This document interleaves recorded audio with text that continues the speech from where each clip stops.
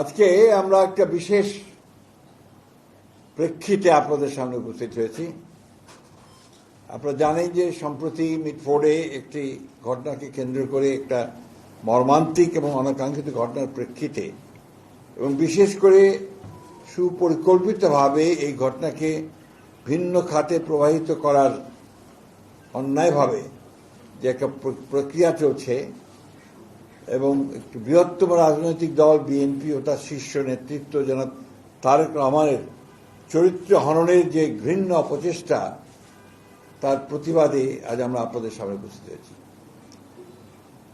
আপনারা ইতিমধ্যে অবহিত হয়েছেন যে একটি বিবেকবান রাজনৈতিক দল হিসেবে সাম্প্রতিককালে রাজধানী ঢাকার মিটফোর্ড এলাকায় সংগঠিত লালচাঁদ সোহাগ হত্যাকাণ্ডে বাংলাদেশ জাতীয়তাবাদী দল বিএনপি তার তীব্র নিন্দা, প্রতিবাদ ও দৃষ্টান্তমূলক শাস্তি দাবি করেছে এবং এই হত্যাকাণ্ডে সংশ্লিষ্টতা প্রমাণিত না হওয়ার পরেও যাদের নাম এসেছে তাদের মধ্যে বিএনপির সঙ্গে জড়িত যে দু একজনের নাম এসছে তাদেরকে দলীয় শৃঙ্খলা আলোকে আজীবন বহিষ্কারের মতো সর্বোচ্চ সাংগঠনিক ব্যবস্থা গ্রহণ করা হয়েছে।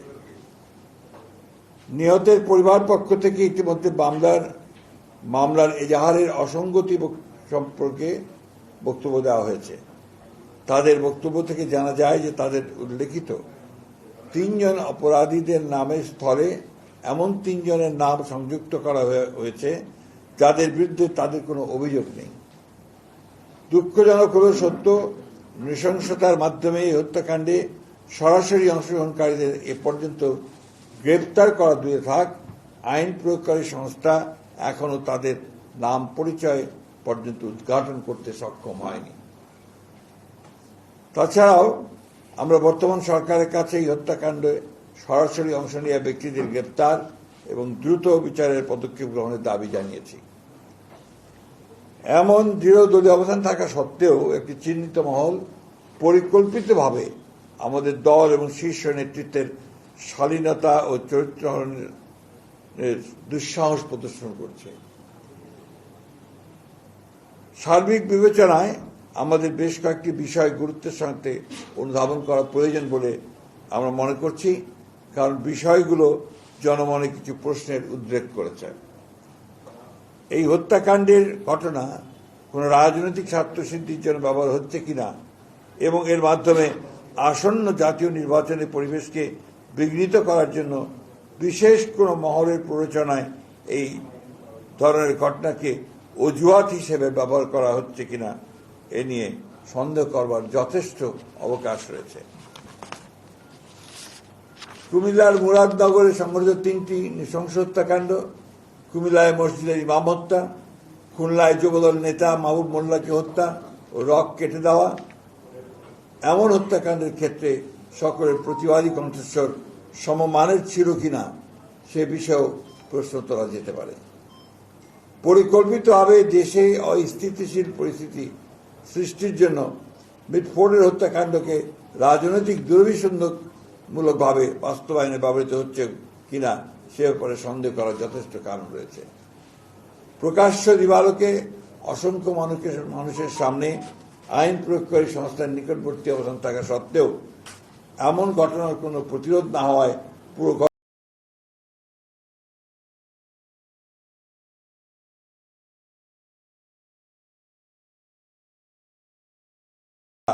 বিনা বাধায় ভিডিও ধারণ যুক্তিসঙ্গতভাবেই অনেক প্রশ্নের জন্ম দেয়। পুলিশের বক্তব্য থেকে জানা যায়, গ্রেপ্তারকৃতদের জিজ্ঞাসাবাদে এই ঘটনার সাথে সংশ্লিষ্টদের রাজনৈতিক পরিচয় সম্পর্কে কোনো তথ্য উদ্ঘাটিত হয়নি। মাত্র গুটি কয়েক সন্ত্রাসী দ্বারা প্রকাশ্যে এমন হত্যাকাণ্ড সংঘটিত হওয়ায় মাত্র 1 বছর আগে সংঘটিত জুলাই গণঅভ্যুত্থানের চেতনার সম্পূর্ণ বিপরীতে আইনের শাসন ধ্বংসের ষড়যন্ত্র বলেই বিবেচিত হতে পারে। সরকার পরিচালনার দায়িত্বে না থাকা সত্ত্বেও বিশেষ একটি রাজনৈতিক দল ও তার প্রধান নেতৃত্বকে দায়ী করে বিক্ষোভ মিছিল আয়োজন এবং অশ্লীল ভাষা প্রয়োগ করে রাজনৈতিক সংস্কৃতিকে আবারও সেই ফ্যাসিবাদের যুগে ফিরে নিয়ে যাচ্ছে কিনা সেটাও জনগণের সামনে প্রশ্ন হয়ে দেখা দিয়েছে। দেশে সুস্থ ধারা রাজনীতি প্রতিষ্ঠার গণ আকাঙ্ক্ষার বিপরীতে পরিকল্পিত অপপ্রচার, অশ্লীল স্লোগানের মাধ্যমে আবারও ফ্যাসিস্ট হাসিনা আওয়ামী লীগের কণ্ঠস্বরের প্রতিধ্বনি শোনা যাচ্ছে। পূর্ব পরিকল্পিতভাবে 9 জুলাইয়ের ঘটনা 11 জুলাই শুক্রবার জুমার নামাজের পর সবচেয়ে প্রাইম টাইমে ইন্টারনেটে ছড়ানো শুরু করা হয়েছিল। পরিকল্পিতভাবে নির্দিষ্ট কিছু সোশ্যাল মিডিয়া আইডি ও পেজ থেকে আগে থেকেই তৈরি করে রাখা ফটো কার্ডগুলো অনলাইনে ছড়ানো শুরু হয়। এ থেকে প্রতীয়মান হয় যে অনলাইনে ভুয়া তথ্য প্রচারের ক্যাম্পেইন শুরুর আগে থেকেই অপপ্রচার সামগ্রী তৈরি করে রাখা হয়েছিল। অপরাধীর জন্য কোনো অনুকম্পার সুযোগ নেই, তেমন পক্ষ অবলম্বনের প্রশ্ন উঠতে পারে না। শুধুমাত্র অভিযোগের ভিত্তিতে দলীয় পদ থেকে অপসারণের এমন দৃষ্টান্তমূলক পদক্ষেপকে স্বাগত না জানিয়ে পরিকল্পিতভাবে চরিত্র হনন দেশের গণতান্ত্রিক অভিযাত্রাকে প্রশ্নবিদ্ধ করে। ক্ষতিগ্রস্ত পরিবারের পাশে দাঁড়ানো এবং তাদের আইনি সহায়তা প্রদানের অঙ্গীকার থেকে আমাদের বিচ্যুত হবার সুযোগ নেই। নিহত সোহাগের রাজনৈতিক পরিচয় গুরুত্বপূর্ণ নয়, বরং তিনি দেশের একজন নাগরিক যিনি সন্ত্রাসের নির্মম শিকার। ফলে তার পরিবারের সাথে আমরা এই অপকর্মের দৃষ্টান্তমূলক শাস্তি দাবি করেছি।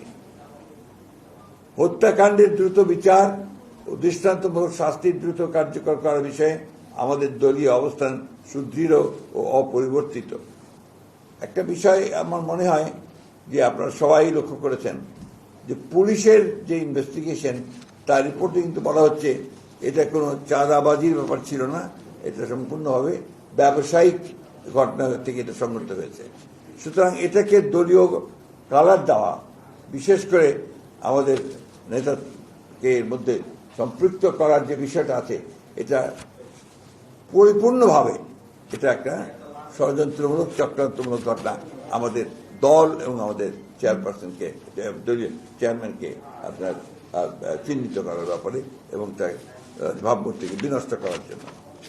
নৃশংস হত্যাকাণ্ডের অন্তর্নিহিত কারণ অনুসন্ধানের জন্য আমরা উপযুক্ত ব্যক্তিবর্গের সমন্বয়ে একটি তদন্ত তত্ত্বানুসন্ধানী কমিটি গঠনের সিদ্ধান্ত নিয়েছি, যারা প্রকৃত সত্য উদ্ঘাটন করবেন এবং তার জনসম্মুখে প্রকাশ করবেন। কিন্তু এই বিষয় নিয়ে যারা রাজনৈতিক পরিবেশ নষ্ট এবং জাতীয় নির্বাচনকে বাধাগ্রস্ত অনিশ্চিত করতে চান, প্রকারান্ত ফ্যাসিবাদ উত্থানের পথ যারা সৃষ্টি করতে চান, তাদেরকে চিহ্নিত করা ও প্রতিহত করার প্রত্যয় একই সাথে আমরা উচ্চারণ করতে চাই। বিএনপির অবস্থান বরাবরের মতোই খুব স্পষ্ট। অপরাধীর কোনো দলীয় পরিচয় থাকতে পারে না। ব্যক্তির অপরাধের সাথে দলের কোনো সম্পর্ক নেই। আমরা কুণ্ঠিত হই যখন লক্ষ্য করি বিকৃত রুচির বিকারগ্রস্ত গোষ্ঠী তাদের অশ্লীল কদর্য মানসিকতা কোমলমতি শিশু কিশোরদের কণ্ঠে ধ্বনিত করিয়ে আমাদের আগামী প্রজন্মের মূল্যবোধ ধ্বংস করছে, শুধুমাত্র তাদের কুৎসিত ষড়যন্ত্র বাস্তবায়ন করতে। শত বাধা অতিক্রম করে জনগণকে সাথে নিয়ে বাংলাদেশের মালিকানা বাংলাদেশের মানুষের কাছে ফেরত দেওয়াই আমাদের একমাত্র অগ্রাধিকার। বিগত 17 বছরের দীর্ঘ সংগ্রামে আমাদের কষ্টার্জিত সফলতা ব্যর্থ করার কোনো সুযোগ নেই। সুপরিকল্পিতভাবে দেশের বৃহত্তম জনপ্রিয় দলের বিরুদ্ধে কুৎসা রটনা উদ্দেশ্য প্রণীতভাবে দলের শীর্ষ নেতা, যিনি শুধু একজন ব্যক্তি নন, যিনি দীর্ঘ 1.5 যুগ ধরে পরিচালিত স্বৈরাচার পতন আন্দোলনের প্রধান নেতা, সাফল্যের কারিগর, গণ অভ্যুত্থানের প্রাণপুরুষ, তার বিরুদ্ধে অশ্লীল কুরুচিপূর্ণ এমন বক্তব্য প্রদানের বিরুদ্ধে আমরা তীব্র প্রতিবাদ, নিন্দা ও ঘৃণা প্রকাশ করছি। দেশে গণতন্ত্র পুনঃপ্রতিষ্ঠার প্রত্যয়ে ঐক্যবদ্ধ জাতিকে বিভক্ত করার ষড়যন্ত্রকারীদের মুখোশ আজ উন্মোচিত। এই অপরাজনীতি প্রতিহত করার ক্ষেত্রে সরকারের উদাসীনতার প্রতি আমরা তীব্র ক্ষোভ প্রকাশ করছি। আমরা দৃঢ়ভাবে আশা করি দেশে বিদ্যমান রাজনৈতিক পরিস্থিতি অবনতির ভয়াবহ পরিণাম সম্পর্কে দায়িত্বশীল সকল রাজনৈতিক দল সচেতন হবেন। রাজনৈতিক শিষ্টাচার বহির্ভূত এই জাতীয় কর্মকাণ্ডের মাধ্যমে গণতন্ত্রের উত্তরণের পথ বাধাগ্রস্ত হলে তার দায় সংশ্লিষ্ট দলকেই বহন করতে হবে। আমরা গভীর শঙ্কার সাথে লক্ষ্য করেছি সুপরিকল্পিতভাবে এই অশ্লীল কুরুচিপূর্ণ আক্রমণের লক্ষ্যবস্তু হচ্ছেন এদেশের স্বাধীনতা, মুক্তিযুদ্ধ, সার্বভৌমত্ব ও গণতন্ত্রের সমর্থক রাজনৈতিক দল ও তার শীর্ষ নেতৃত্ব। গুটি কয়েক রাজনৈতিক ষড়যন্ত্রকারী প্রচেষ্টায় বাংলাদেশ ব্যর্থ হতে পারে না। যে তারুণ্য ফ্যাসিবাদের পতনে আমাদের সাথে অগ্রসৈনিক ছিল, আর দেশের প্রয়োজনে তাদের সাথে আমাদের সকল ঐক্যবদ্ধ চেষ্টা কোনো মূল্যেই বাংলাদেশের স্বাধীনতা সার্বভৌমত্ব রক্ষা করবে। ঐক্যবদ্ধ বাংলাদেশে ষড়যন্ত্রকারীদের কোনো অপচেষ্টাই আমাদের লক্ষ্য অর্জনের পথে বাধা হতে পারবে না। সংঘাত সৃষ্টির পরিকল্পিত ফাঁদে পা না দিয়ে ফ্যাসিবাদ বিরোধী জাতীয় ঐক্যকে বিনষ্ট করার যে কোনো প্রচেষ্টাকে রুখে, ষড়যন্ত্রকে রুখে দিতে হবে। ফ্যাসিবাদের অনুপ্রবেশের যে কোনো ঘৃণ্য ষড়যন্ত্র আমরা এই বাংলাদেশে বাস্তবায়িত হতে দেব না। সকল গণতান্ত্রিক শক্তির ঐক্যবদ্ধ অবস্থানকে একসাথে নিয়ে এদেশে প্রকৃত গণতন্ত্র প্রতিষ্ঠায় সংকল্পে আমরা বরাবরের মতোই প্রতিজ্ঞাবদ্ধ। পতিত স্বৈরাচার আর কাপুরুষ ষড়যন্ত্রকারীদের মিলিত অপচেষ্টা, সুষ্ঠু নির্বাচন ও গণতন্ত্র পুনঃপ্রতিষ্ঠা ও আগামীর বাংলাদেশ গড়ার পথে যদি কোনো বাধা আসে, তবে সেটা আমরা ঐক্যবদ্ধ গণতান্ত্রিক শক্তির মাধ্যমে প্রতিহত করব ইনশাআল্লাহ। আল্লাহ হাফেজ। বাংলাদেশ জিন্দাবাদ।